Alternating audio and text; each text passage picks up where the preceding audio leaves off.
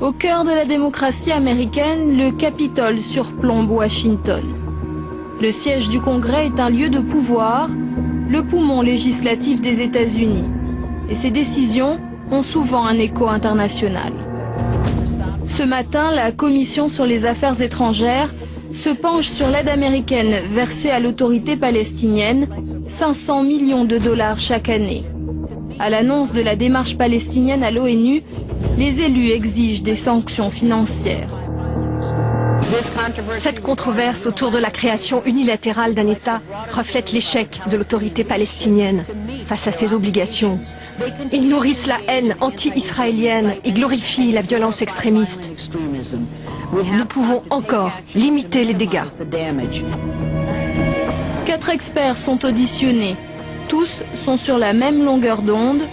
Dans ce panel présenté comme impartial, pas une voix ne défend les intérêts palestiniens. Ces analystes tirent la sonnette d'alarme pour Israël. Cette résolution contient 3 pilules empoisonnées pour Israël. Elle va créer des frontières qui rendront tout accord de paix impossible. Les officiels israéliens pourront être poursuivis à la Cour pénale internationale et il y a aussi un risque de violence sur le terrain. Comme les 3 autres experts à ses côtés, David Mekowski est proche de l'AIPAC. L'AIPAC, c'est l'American Israel Public Affairs Committee, le principal lobby pro-israélien aux États-Unis.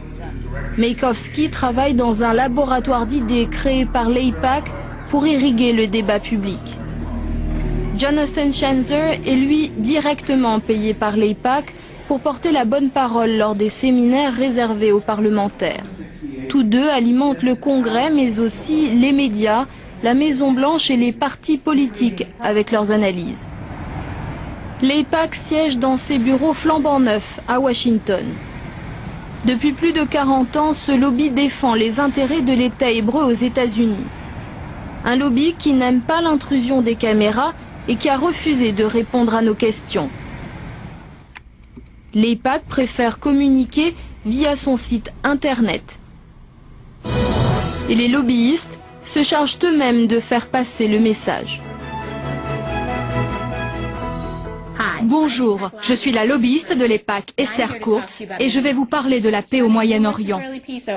Balayant de nombreuses ouvertures faites par Israël, Mahmoud Abbas veut éviter les pourparlers directs.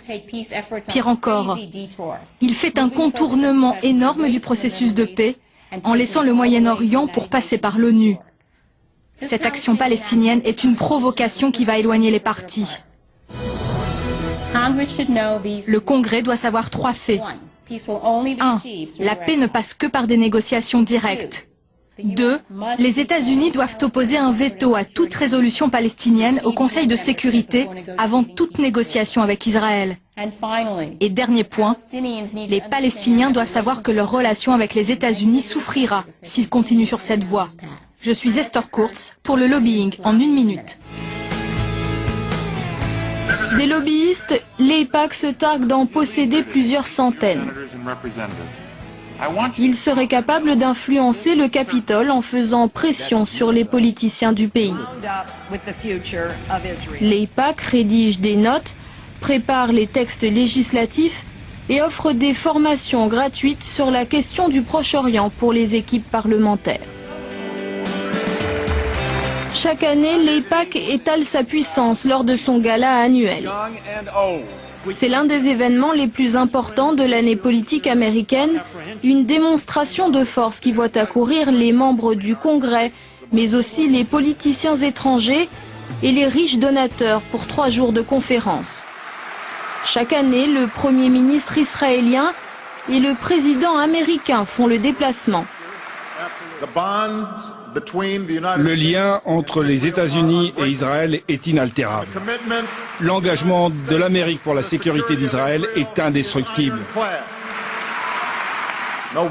Aucun vote à l'ONU ne créera un État palestinien indépendant. Les États-Unis se dresseront contre tout effort pour isoler Israël aux Nations Unies ou ailleurs. La légitimité de l'État hébreu ne peut être l'objet d'un débat. C'est mon engagement, ma promesse envers vous.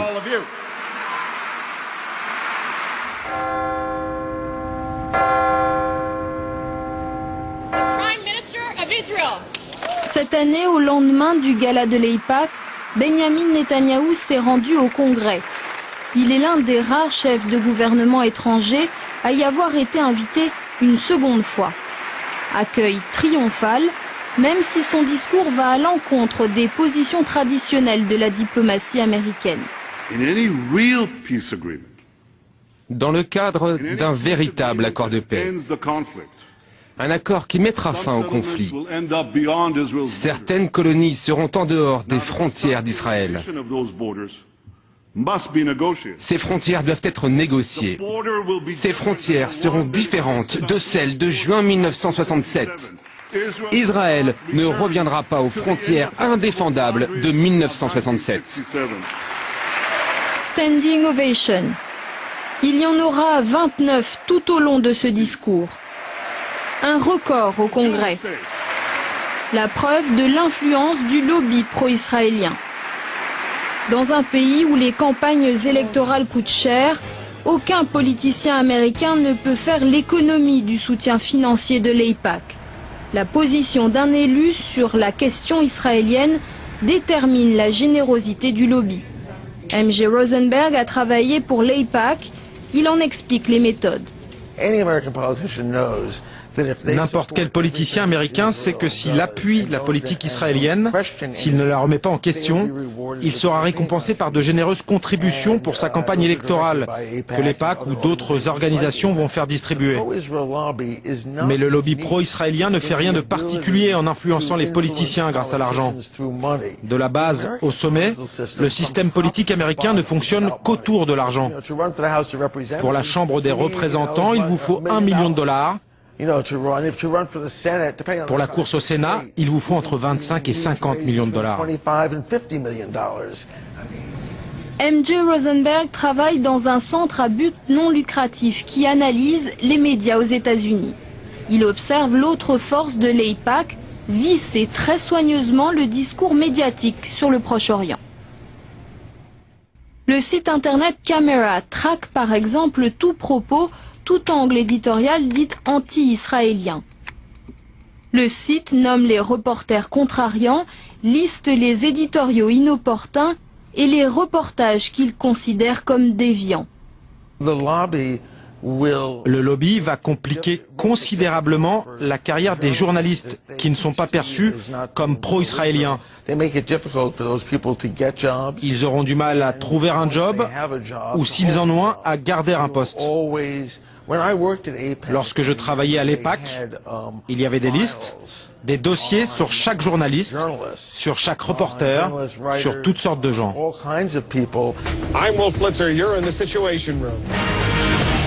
Mais on n'est jamais mieux servi que par soi-même. À CNN, le présentateur vedette Wolf Blitzer décroche régulièrement des exclusivités sur Israël.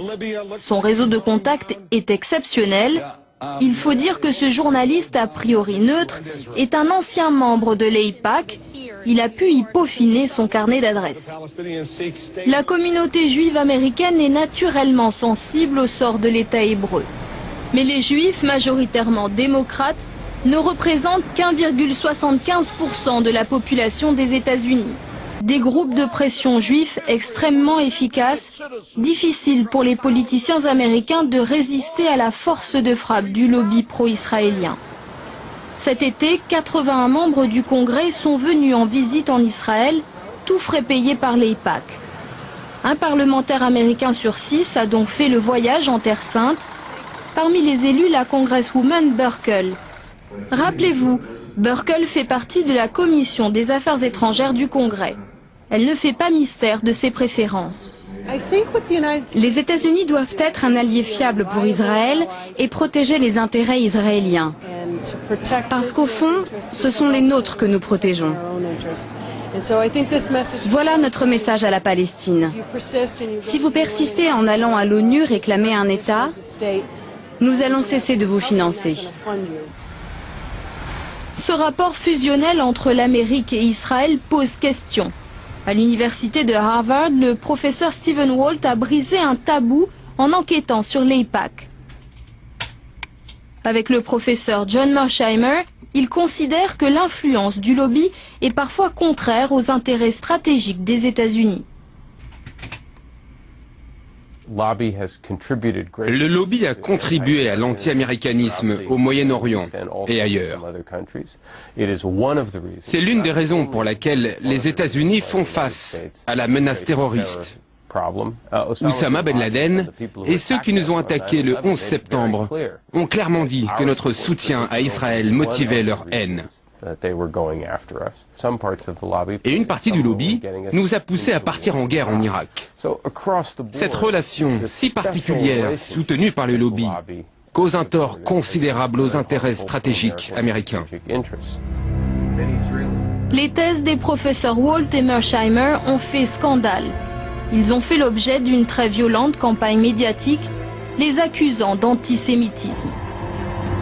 L'ancien président américain Jimmy Carter est lui aussi devenu une des bêtes noires du lobby pro-israélien.